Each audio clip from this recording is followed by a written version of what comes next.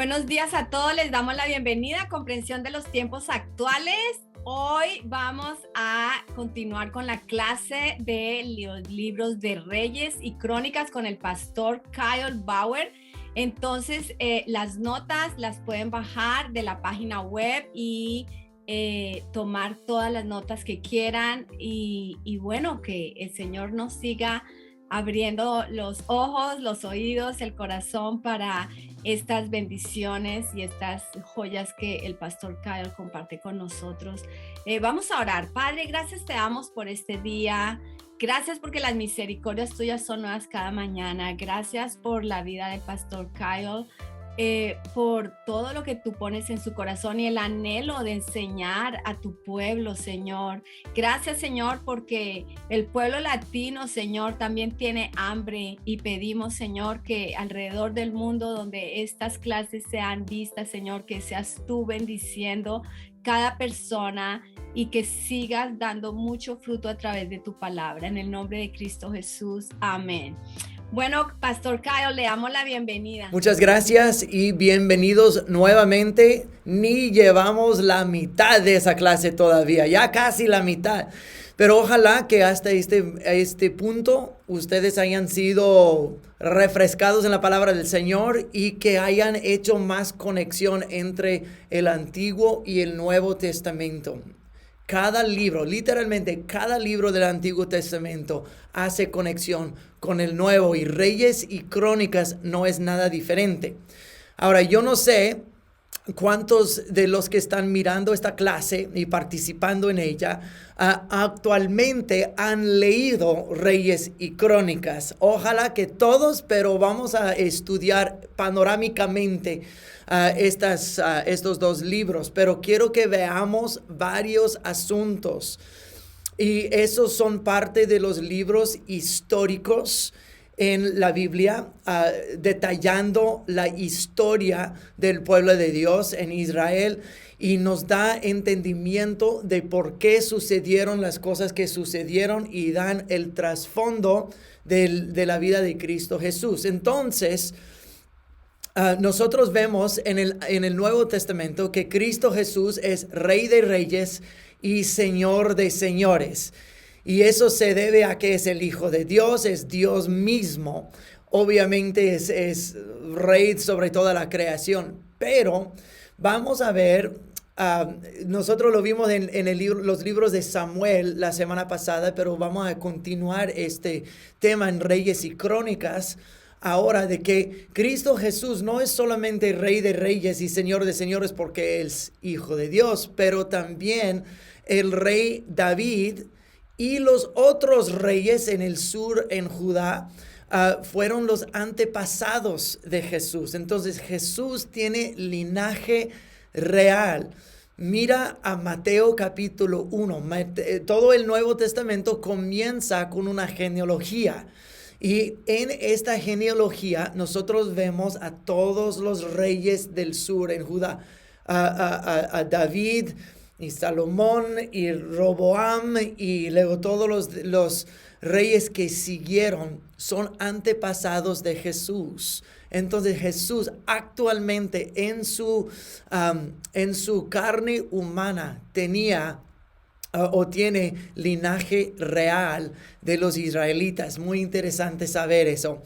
Pero déjame dar un poquito de datos de Reyes y Crónicas. En esos libros vamos a encontrar mucho material similar, pero esos libros fueron escritos en épocas diferentes para audiencias diferentes. Reyes, en nuestras Biblias tenemos primera y segunda de Reyes y primera y segunda de Crónicas. Originalmente no era Reyes 1 y Reyes 2, eran un solo libro, Reyes. Y Crónicas igual, no era Crónicas 1 y 2, eran Crónicas.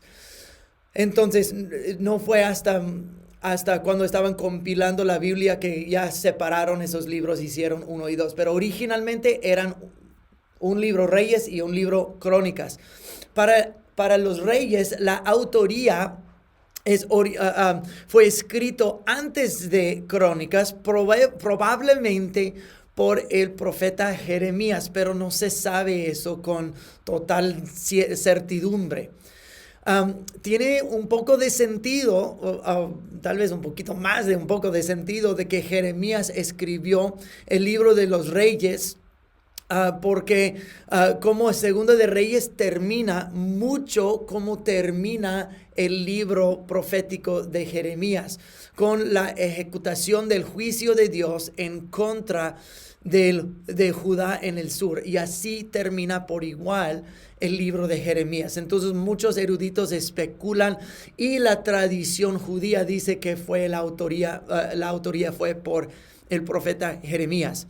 La razón por escribir el libro de los Reyes es para demostrar a los que iban al exilio el por qué fueron al exilio, para detallar todos los pecados de Israel durante el tiempo de los reyes, para dar la razón de que Dios está siendo justo en pasar juicio sobre su pueblo. Crónicas, la autoría de Crónicas es posiblemente por Esdras. Tiene sentido en que Crónicas termina exactamente como Esdras comienza. No se sabe con total certidumbre, pero literalmente Crónicas 2 termina con las palabras exactas como comienza Esdras. Entonces es muy posible que Esdras fue el autor.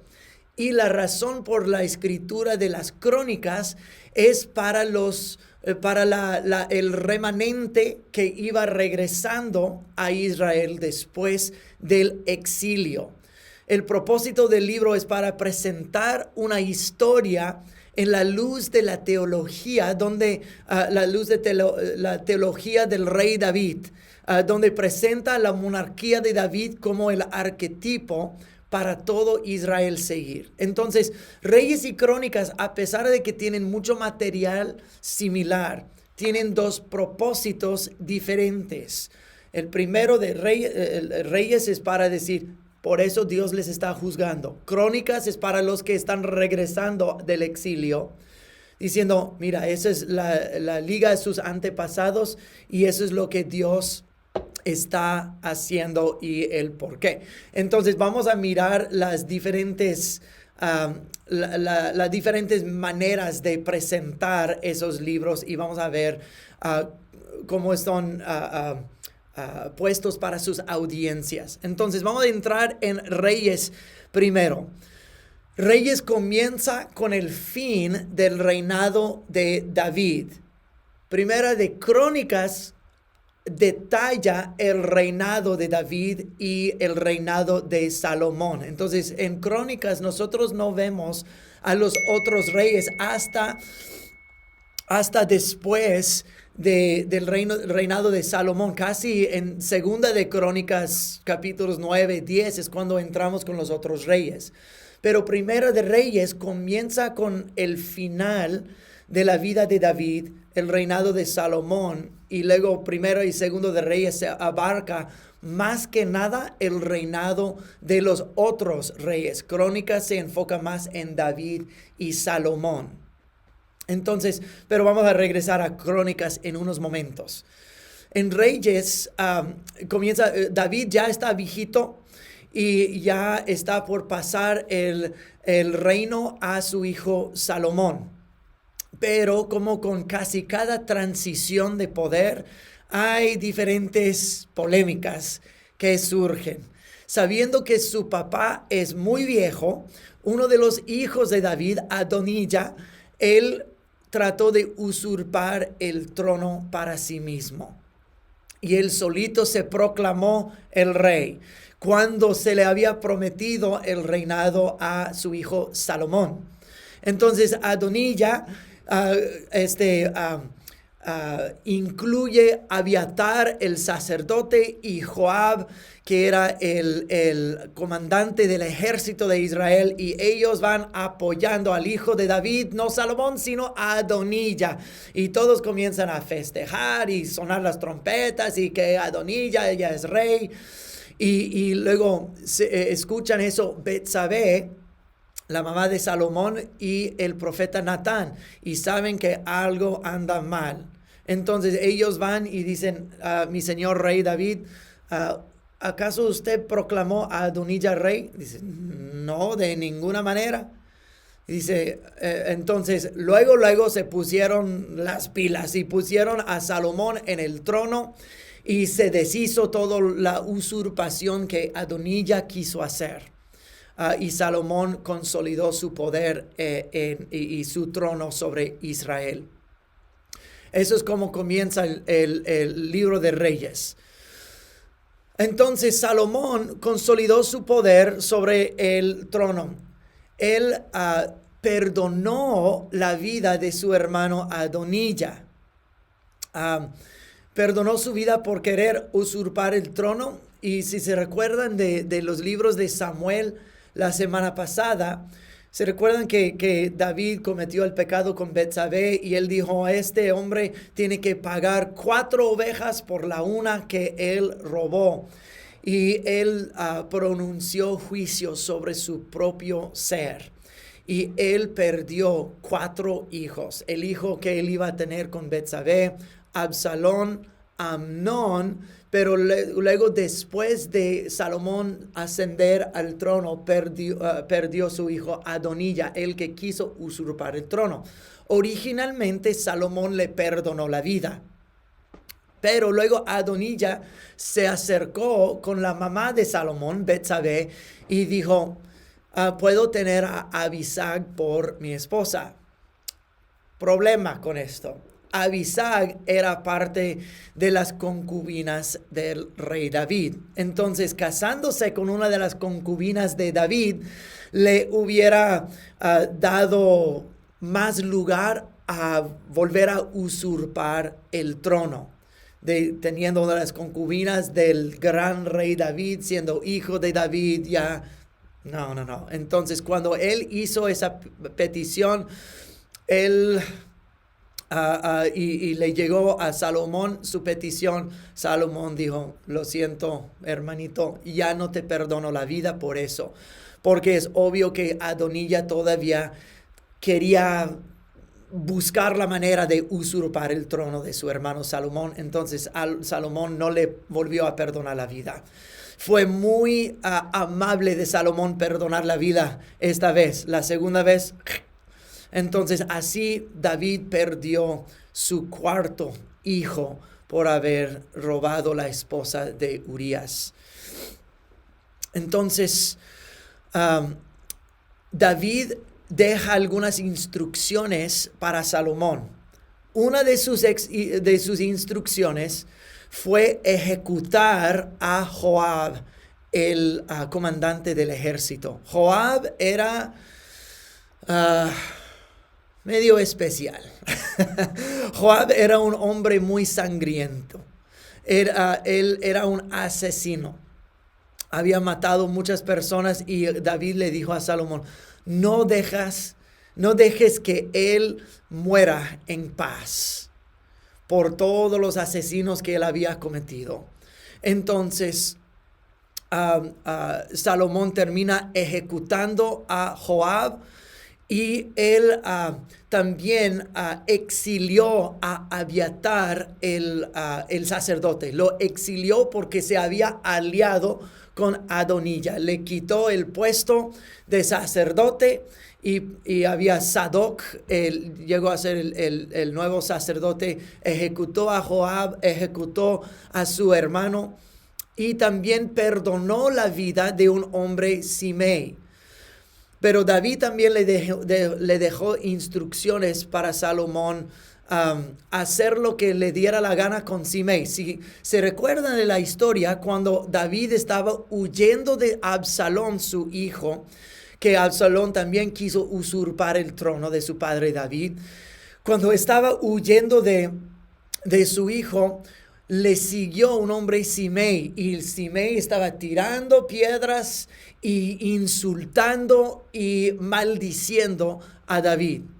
Y los que estaban alrededor de David dijo, hey, mi rey, solo dé la palabra y nosotros acabamos con este perro aquí.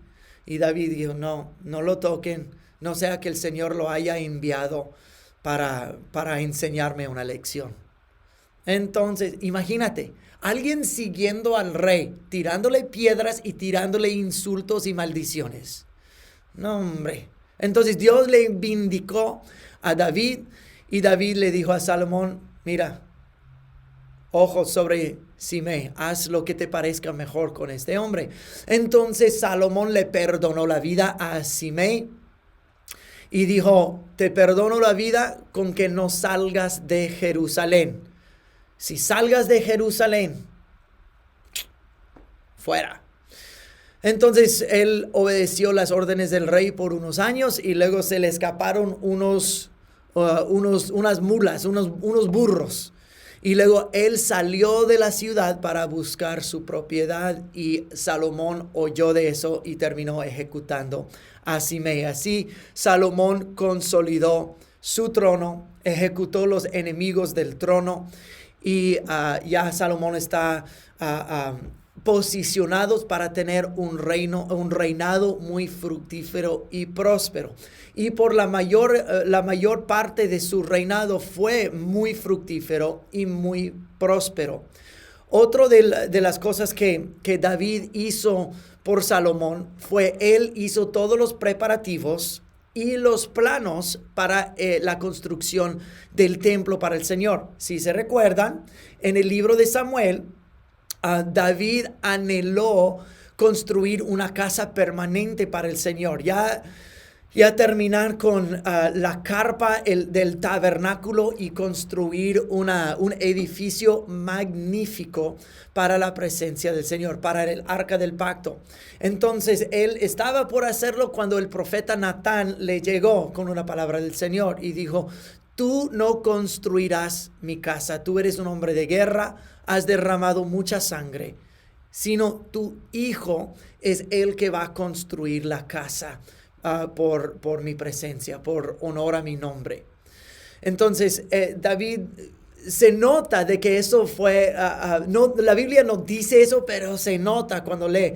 David, yo creo que fue medio decepcionado con eso, porque él anhelaba la presencia del Señor, anhelaba honrar al Señor. Entonces él obedeció al Señor y no construyó el templo. Pero lo que David hizo es que él acumuló todo lo que el templo necesitaba, todo el oro, toda la plata, todo el hierro, toda la piedra, toda la madera. Él acumuló todo y dejó los planos listos. Entonces se conoce este templo como el templo de Salomón, porque Salomón fue el que lo construyó. Pero en realidad fue David que puso todos los planos, acumuló todo el material. Dice que David, de su propio tesoro, de su tesoro personal, él entregó cierta cantidad de plata y cierta cantidad de oro. Literalmente, David, de su propio tesoro, donó cientos de millones de dólares, sino más de 1,000 millones de dólares en tiempo de hoy. David personalmente donó para el templo al Señor. Wow. Mira, David era un ricochón, un riquezazo. Sí, donó más de 1,000 millones de dólares para el templo del Señor. Pero David, en su mente, él tenía un templo espectacular para el Señor. Probablemente fue un edificio más costoso que cualquier otro edificio que existe en el mundo hoy. David quería un templo magnífico, más que magnífico, algo que iba a hacer la casa para la presencia del Señor. Eso fue el mayor anhelo del Señor y nosotros, de David. Y nosotros leemos eso en Salmo 27, que dice, lo único que deseo del Señor, mi único anhelo, y esta buscaré, es que quiero habitar en la casa del Señor todos los días de mi vida, contemplar su hermosura e inquirir en su templo. Eso es el deseo del rey David, el rey magnificentemente rico, fuerte, famoso, poderoso, dotado. Y él pudo dejar todo eso al lado y decir, la única cosa que quiero es estar en la presencia del Señor todos los días de mi vida. Y nosotros vemos el rey que todo lo tenía, lo único que quería fue la presencia del Señor. Al final de la vida de David, él está dando las últimas instrucciones a Salomón y dice esas palabras: Salomón, conoce, aprende a conocer íntimamente al Señor tu Dios. ¡Wow! Eso viene de Crónicas.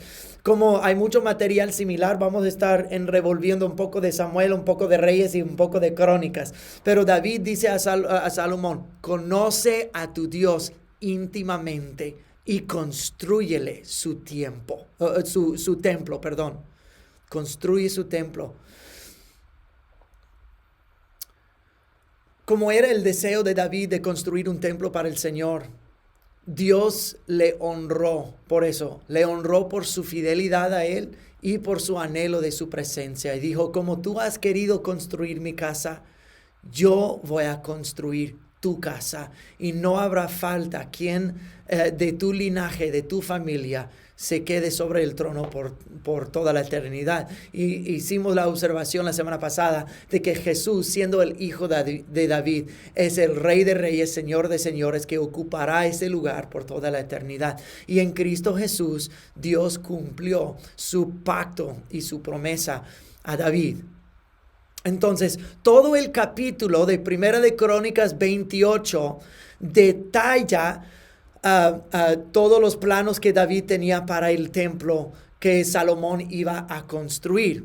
Pero versículo 19, Primera de Crónicas 28, versículo 19, dice así. David está hablando a Salomón y dice, cada detalle de este plan, le dijo David a Salomón, lo recibí por escrito de la mano del Señor.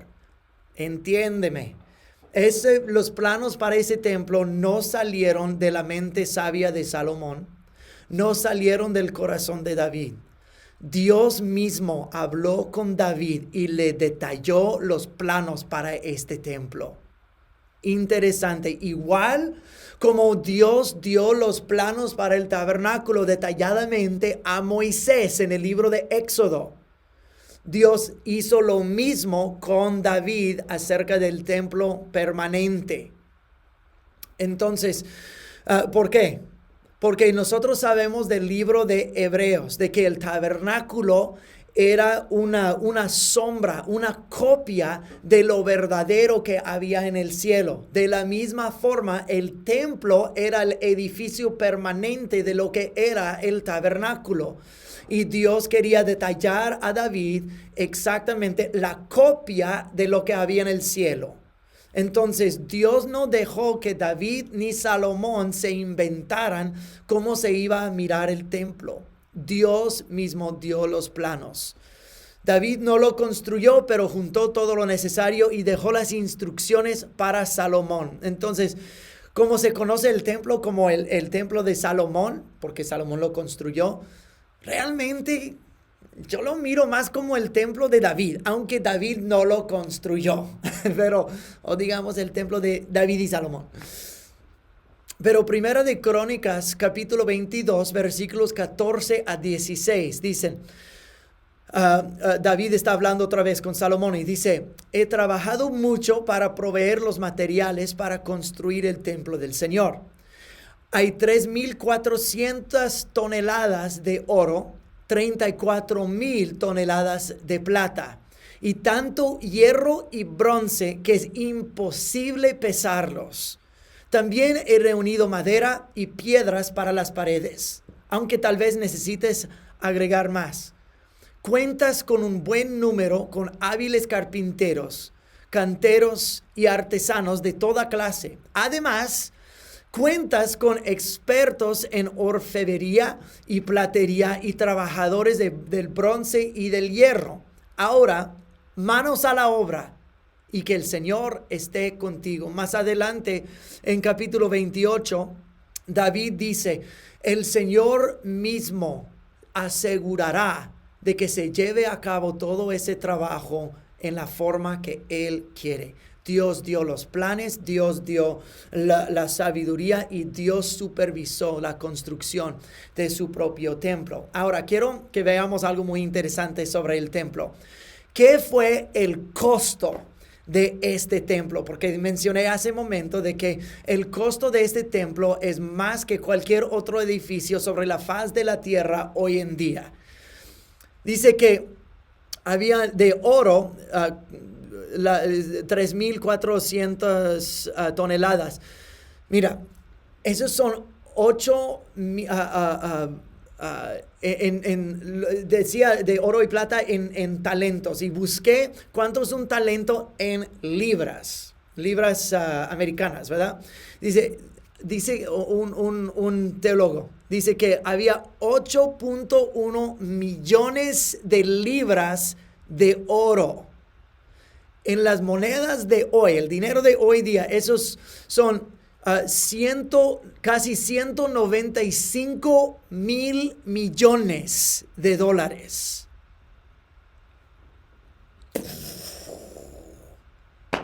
Y de plata habían 75.2 millones de libras de plata. En dinero de hoy son 22 mil millones de dólares. Y eso solo contando con oro y plata.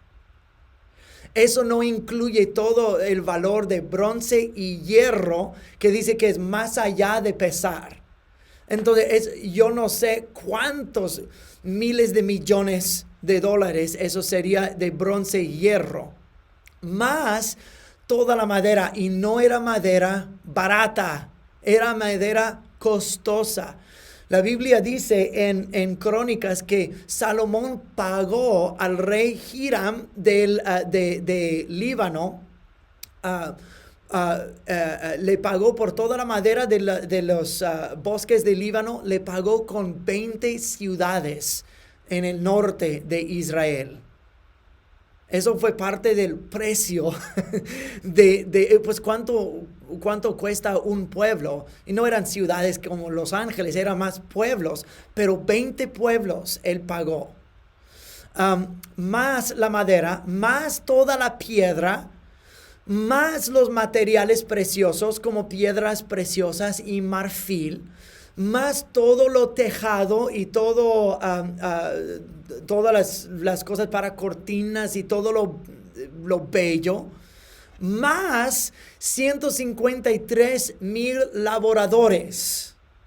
Entonces, la suma de todo esto, o la adivinanza de lo que habría costado con labor y materiales y todo, sería casi 500 mil millones de dólares hoy. Eso es un medio trillón de dólares, desde labor hasta materiales. Eso es una cantidad incomprensible. Este templo fue más que magnífico. Entonces, cuando llegaron los babilonios y destruyeron el templo, eso fue un gran tesoro para cualquier conquistador. Un medio trillón de dólares. ¡Wow! Es magnífico. Entonces, el templo llegó a ser como el corazón de Israel. La tierra y el templo eran el corazón de Israel. Era donde estaba la presencia de Dios, la promesa y la presencia de Dios.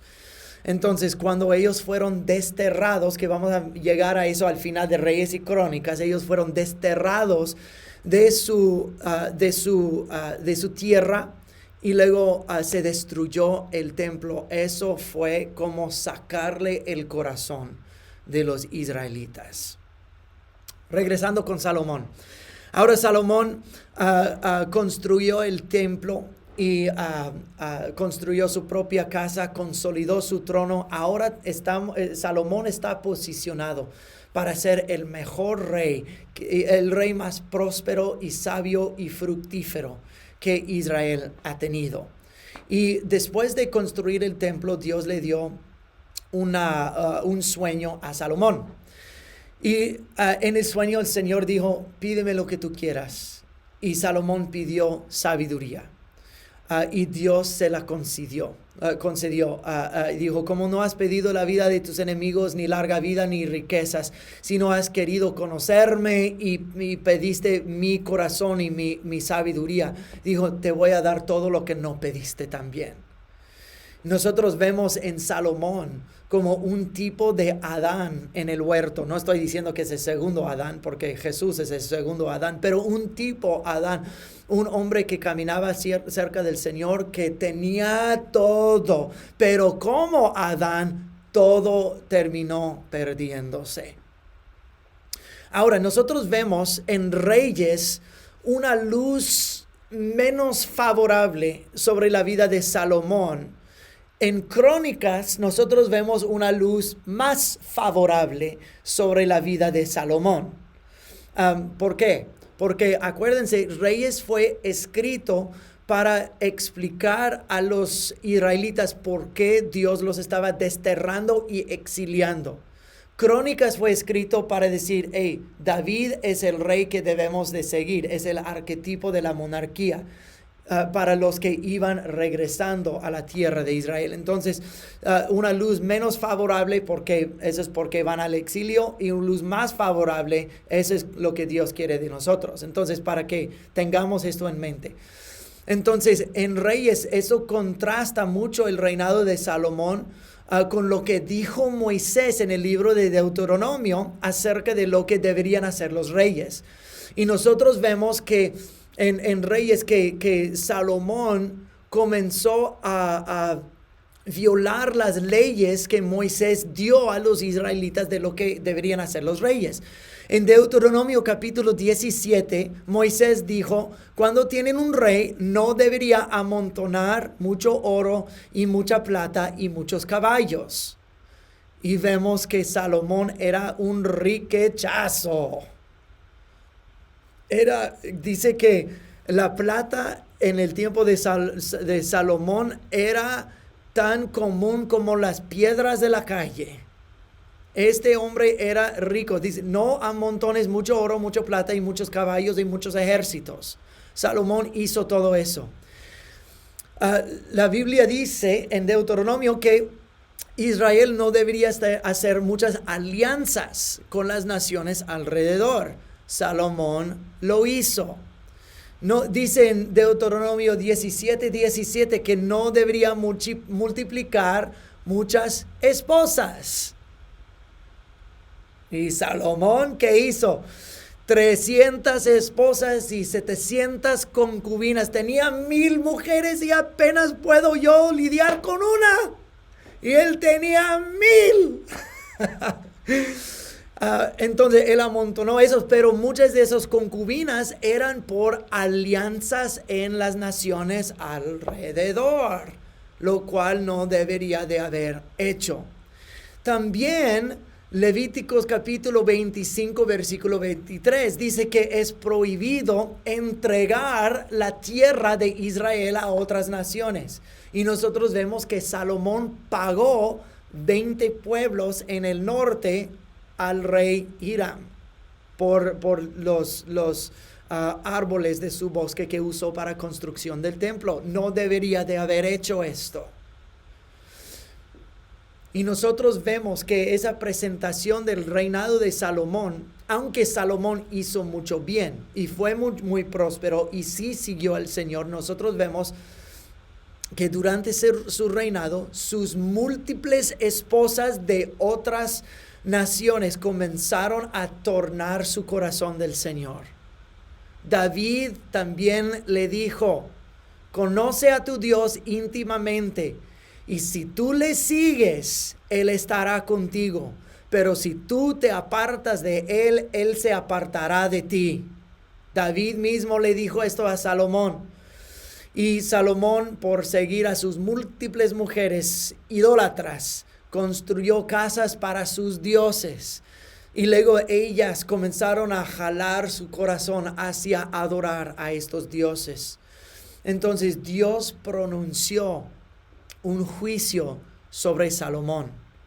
Y el juicio es que voy a quitar de ti el reinado. Pero no, por amor a tu padre David, no lo voy a hacer en tu tiempo. Y por el pacto que hizo a tu padre David, no le voy a quitar todo, sino voy a mantener su linaje. Pero no por amor a Salomón, sino por amor a David, que le siguió al Señor fielmente de todo corazón y nunca se apartó del Señor. Sí pecó, pero nunca se apartó del Señor. Entonces Salomón, se especula de que al final de la vida de Salomón regresó al Señor. Y muchos dicen eso por lo que se escribió en el libro de Eclesiastés.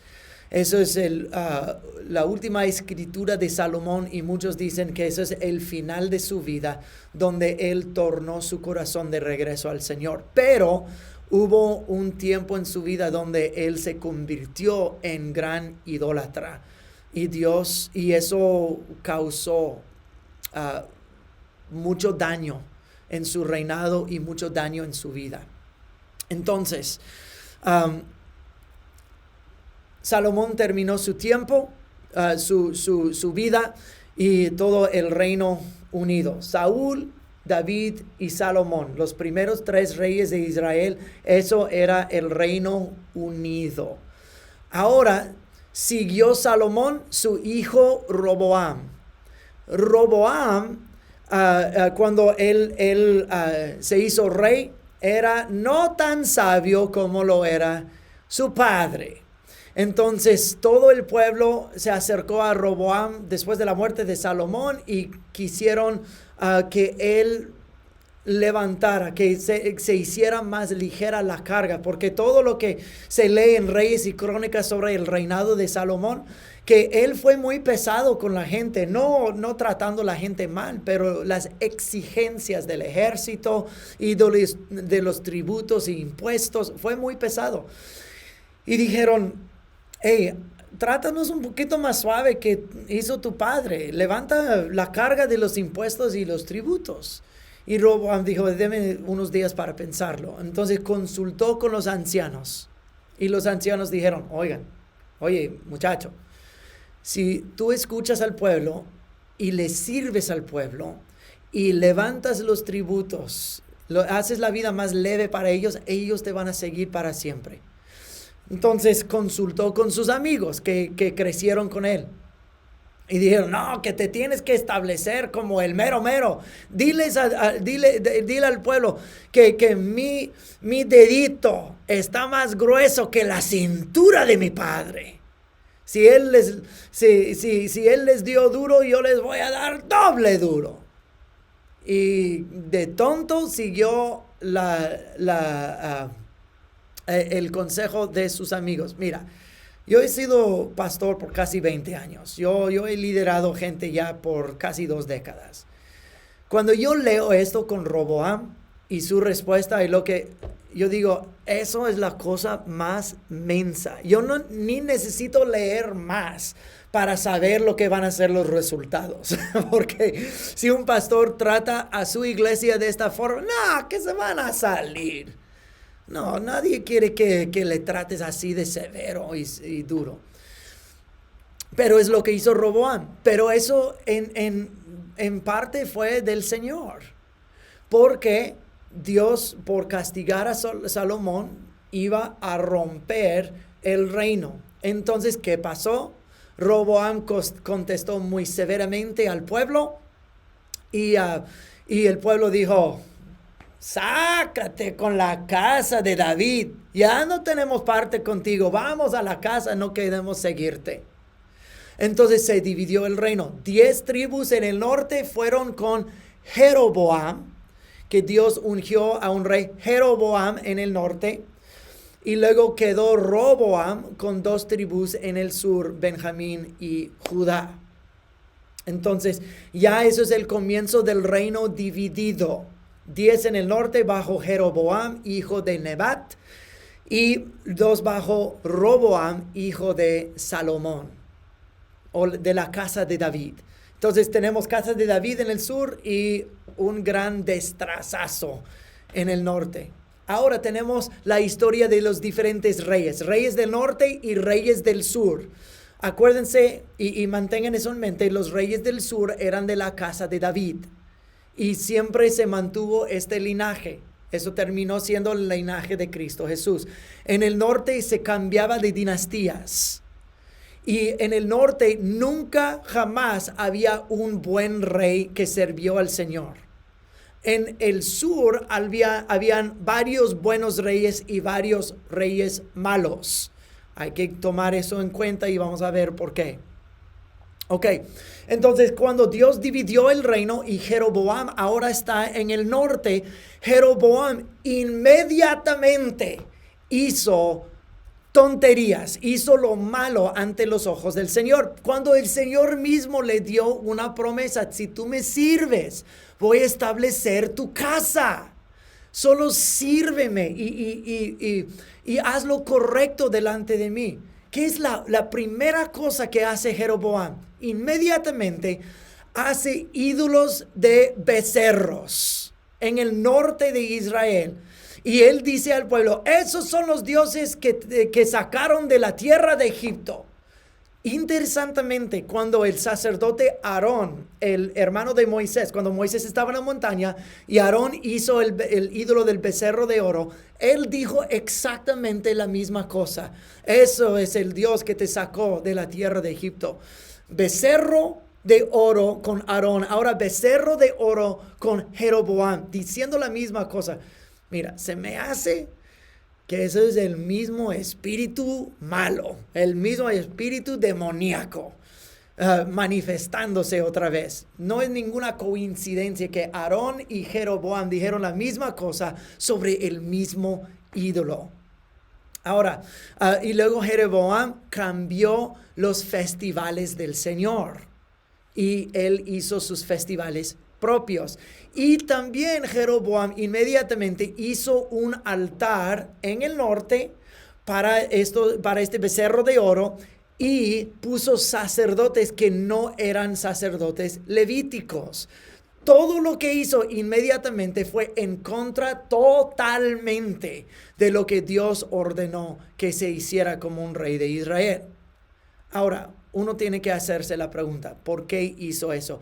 Y hay una razón muy legítima humanamente. Pero eso es pensando con la carnalidad del ser humano pecador. Jeroboam lo hizo para consolidar su reinado y lo hizo para apartar Israel de Judá. ¿Por qué? Porque los israelitas todavía eran pueblo de Dios.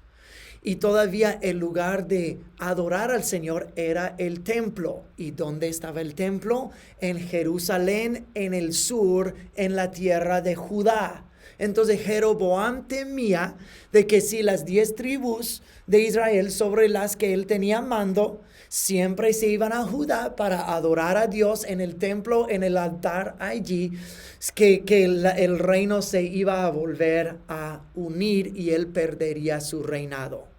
Entonces, cuando él hizo esto en el norte, o sea, en el extremo norte, es para que todas las 10 tribus del norte de Israel se fueran lejos de Jerusalén para adorar a otros dioses, con otros festivales, con otros sacerdotes, para hacer nueva nación, nueva cultura, algo muy separado del reino sur de Judá.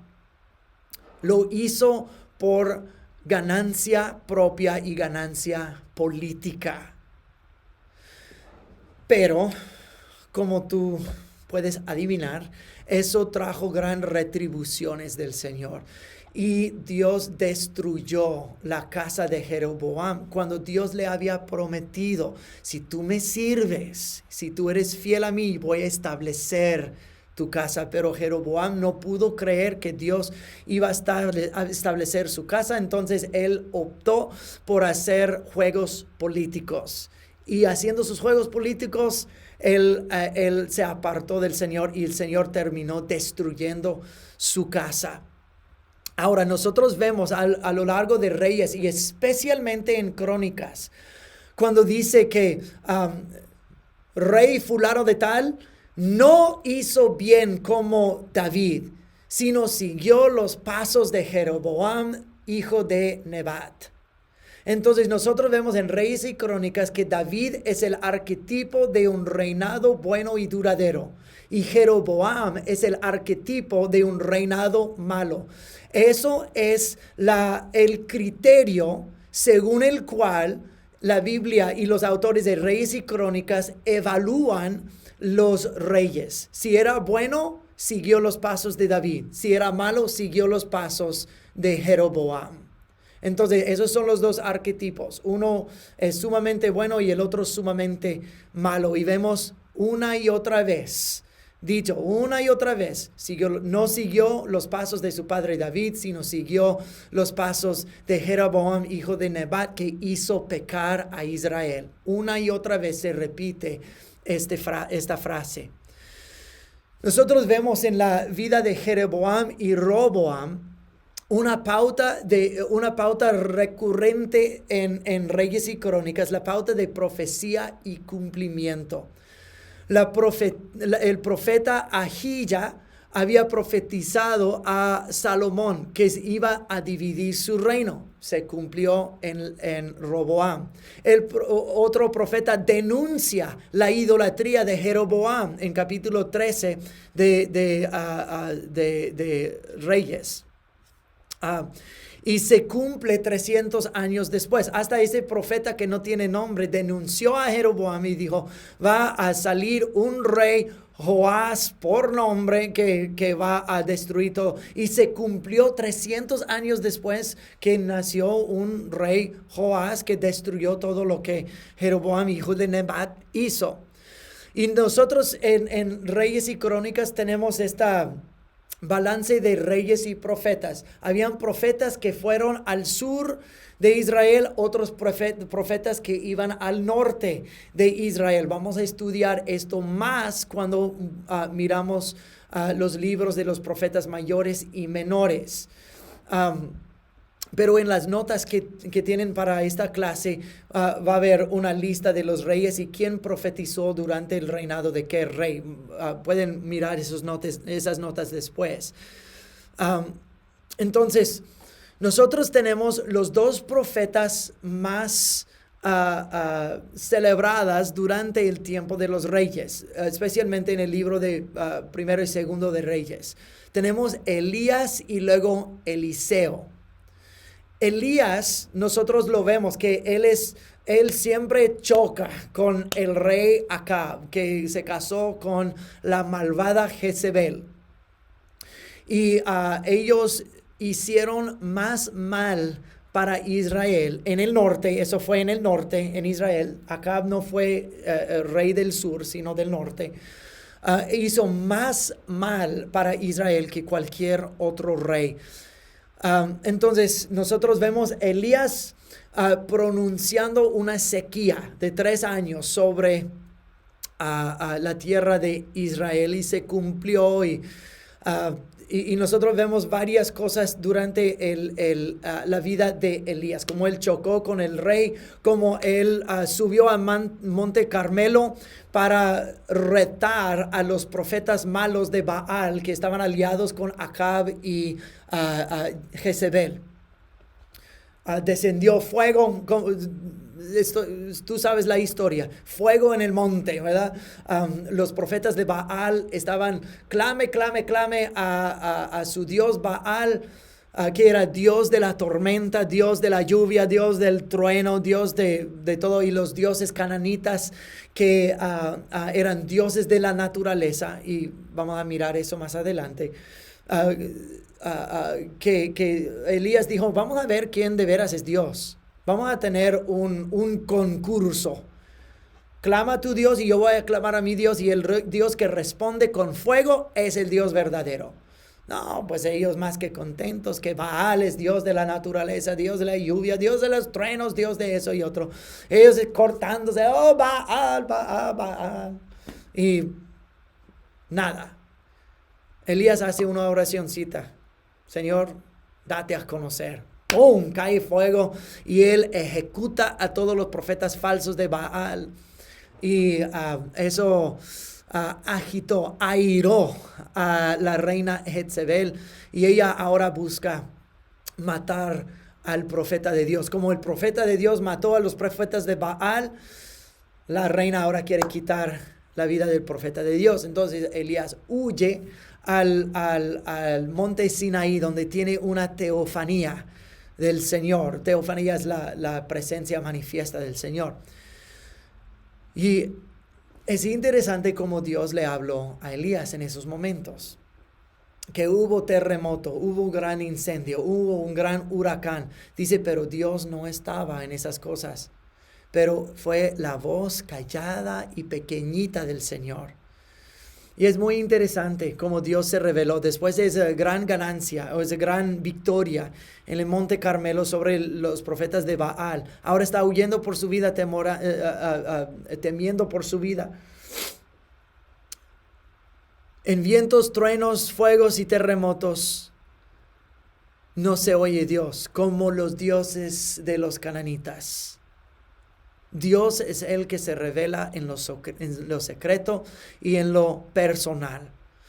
De allí Dios dice, unge a Eliseo, y él va a seguir. Nosotros vemos en Eliseo y Elías un tipo de Cristo. Es interesante notar que Jesús indica que Juan el Bautista era el Elías que estaba por venir.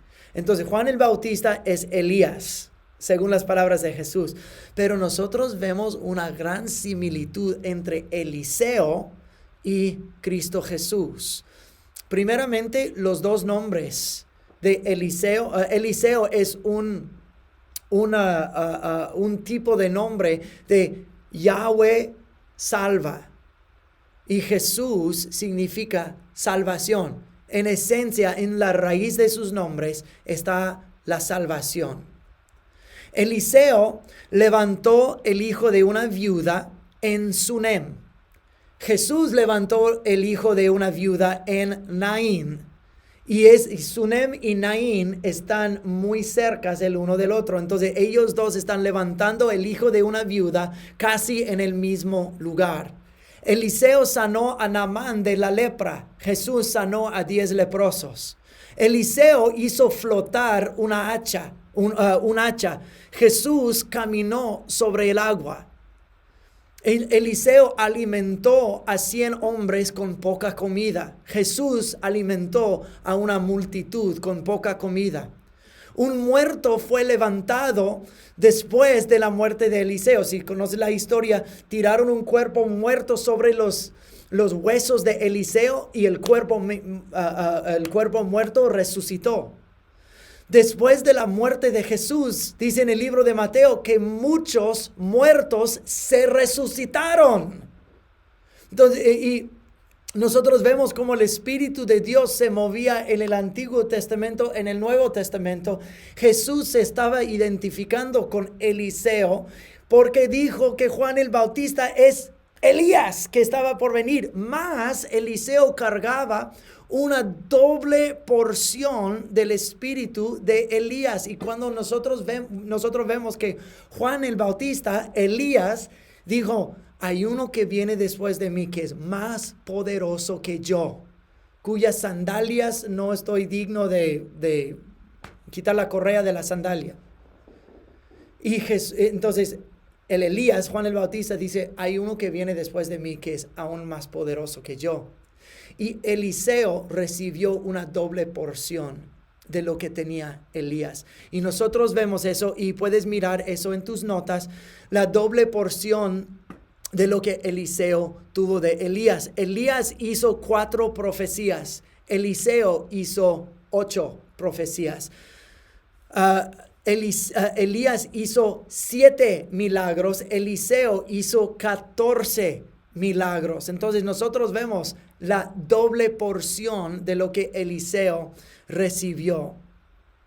Durante ese tiempo hay otros profetas que no tienen libros bíblicos, y todos los profetas que sí tienen libros bíblicos profetizaban durante ese tiempo. Entonces había Micaías, Ido, Gad y otros profetas que no tienen nombre en la Biblia profetizaban. Entonces los autores de los libros bíblicos no eran los únicos que profetizaban, pero todos profetizaban casi el mismo mensaje: regresen al Señor, abandonen sus ídolos. Nosotros vemos en 2 de Reyes, capítulo 17, que las tribus del norte son desterrados y exiliados por los asirios. El rey de Asiria desarraigó a los habitantes, y como era su práctica de romper las identidades de sus súbditos conquistados, desterró a los habitantes de una tierra y de otros pueblos conquistados los puso en Israel. Eso era la práctica, y lo hizo para romper la identidad, para confundir los idiomas, las identidades, la identidad con la tierra, con el Dios de la tierra, con sus propias familias, y así desintegraba gente que podría levantarse en su contra. Y eso era la práctica del rey asirio. Entonces eso es lo que hizo con los israelitas. Y quiero leer un pasaje bastante largo, pero de la razón por qué Dios dejó que eso pasara a los israelitas. Eso viene de 2 de Reyes, capítulo 17, versículos 5 al 20. Dice así: entonces el rey de Asiria invadió todo el territorio y sitió la ciudad de Samaria durante 3 años. Finalmente, en el año 9 del reinado de Oseas, Samaria cayó a los israelitas. Samaria fue la capital de Israel en el norte. Samaria cayó y los israelitas fueron desterrados a Asiria, donde los establecieron en colonias en la región de Jalá y Gozán, junto a la ribera del río Abor, en las ciudades de los medos. Semejante desgracia ocurrió a los israelitas porque rindieron culto a otros dioses. Pecaron contra el Señor su Dios, quienes los había sacado a salvo de Egipto y los había rescatado del poder del faraón, rey de Egipto. Habían seguido las prácticas de las naciones paganas que el Señor había expulsado de la tierra por delante de ellos, así como las prácticas que los reyes de Israel habían introducido. Los israelitas también habían hecho muchas cosas en secreto que no eran agradables al Señor su Dios. Se construyeron santuarios paganos en todas las ciudades, desde el puesto de avanzada más pequeño hasta la ciudad amurallada más grande. Levantaron columnas sagradas y postes dedicados a la diosa Asera en la cima de cada colina alta y debajo de todo árbol frondoso. Ofrecieron sacrificios en todas las cumbres de las colinas, tal como lo hacían las naciones que el Señor había expulsado de la tierra por delante de ellos. Así que el pueblo de Israel había hecho muchas cosas perversas, con lo que provocó el enojo del Señor. Efectivamente, rindieron culto a ídolos a pesar de las advertencias específicas que el Señor les hizo repetidamente. Una y otra vez el Señor envió a sus profetas y videntes para dar a Israel y a Judá la siguiente advertencia: apártense de los malos caminos, obedezcan mis mandatos y decretos, es decir, toda la ley que les ordené a sus antepasados que obedecieran y que les di a ustedes a través de mis siervos los profetas. Escuchen bien eso. Sin embargo, los israelitas no quisieron escuchar. Fueron tan tercos como sus antepasados, quienes se negaron a creer en el Señor su Dios. Rechazaron a sus decretos y el pacto que había hecho con sus antepasados y despreciaron todas sus advertencias. Rindieron culto a ídolos inútiles, por lo cual ellos mismos se volvieron inútiles. Siguieron el ejemplo de las naciones vecinas y desobedeciendo el mandato del Señor de no imitarlas. Los israelitas rechazaron todos los mandatos del Señor su Dios e hicieron 2 becerros de metal. Levantaron un poste dedicado a la diosa Acera y rindieron culto a Baal y veneraron a todas las fuerzas del cielo. Hasta sacrificaron a sus hijos y a sus hijas en el fuego, consultaron con adivinos, practicaron la hechicería y se entregaron por completo al mal, con lo cual provocaron el enojo del Señor. Como el Señor estaba muy enojado con los israelitas, los barrió de su presencia. Solo la tribu de Judá quedó en la tierra. Pero aún los de Judá se negaron a obedecer los mandatos del Señor su Dios, ya que siguieron las prácticas perversas que Israel había introducido. El Señor rechazó a todos los descendientes de Israel, los castigó, entregándolos a sus agresores hasta expulsar a Israel de su presencia. Wow. Por eso se escribió el libro de los reyes y detalló todo lo malo que hicieron los reyes ante el Señor. Porque por eso también se cree que Jeremías escribió el libro de Reyes, porque Jeremías fue el último profeta que denunciaba a Judá en el sur y decía, eso es la razón por qué Dios los va a exiliar. Ahora todo el enfoque del resto de Reyes y Crónicas está sobre Judá. Nunca volvemos a escuchar de las tribus del norte. No fueron olvidados por completo de Dios, pero ya la Biblia se enfoca ahora en la casa de David. Nunca volvemos a escuchar de las tribus del norte. Y es interesante notar cómo el rey de Asiria introdujo otras naciones a Israel, dejó a los pobres en la tierra.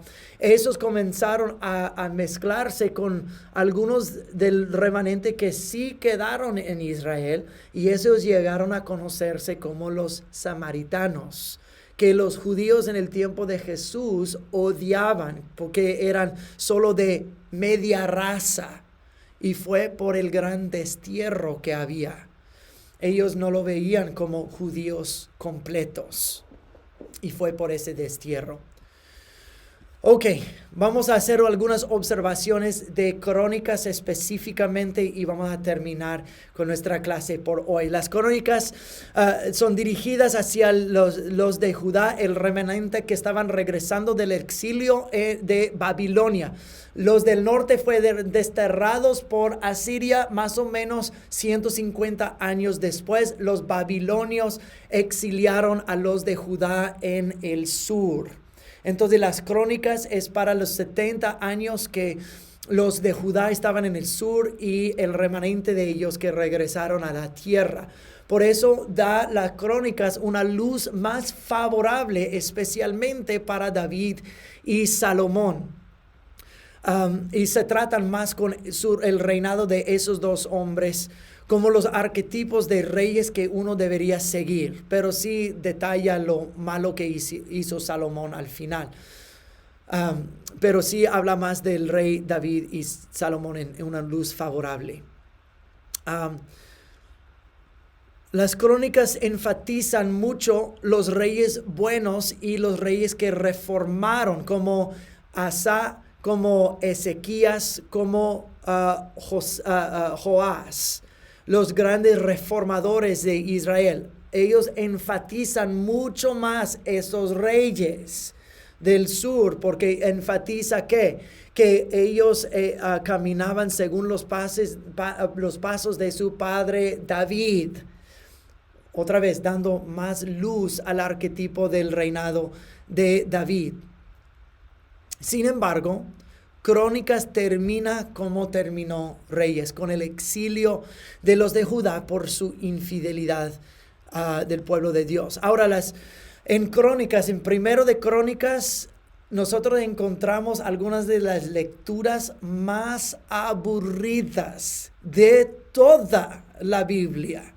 Si quieres dormirte bien chido, lee las Crónicas y todas las genealogías. Híjole, es horrible leer eso. Pero eso en sí tiene un propósito. Si el propósito es para el remanente que está regresando de Babilonia, es muy fácil para que un pueblo desterrado pierda su historia y pierda su linaje, pierda su conexión a su pasado y sus antepasados. Las Crónicas conecta el remanente que está regresando hasta con Adán, de Adán a Abraham, a David, ahora lo que están viviendo ahora. Entonces los conectan con su historia y su linaje. Tiene una importancia retórica. Eso remienda esas genealogías remiendan la pérdida de identidad y la pérdida de su heredad y su historia como el pueblo de Dios. Dice, hey, recuerdan de dónde vienen. Acuérdense que son el pueblo de Dios. Y eso es la comprobación que son linaje de reyes, linaje de sacerdotes, hasta con todos nuestros antepasados los conecta con todo lo que Dios hizo en su historia.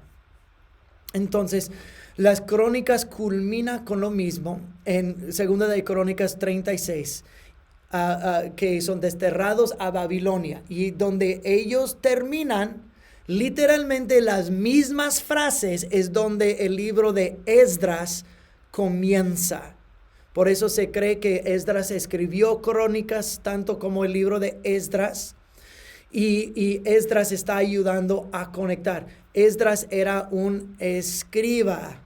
Entonces, todas esas genealogías, sería lógico pensar que Esdras hizo todo ese trabajo de un escriba para conectar las genealogías, hacer el trabajo académico para conectar a Israel con su pasado y recordar el remanente que todavía son el pueblo de Dios.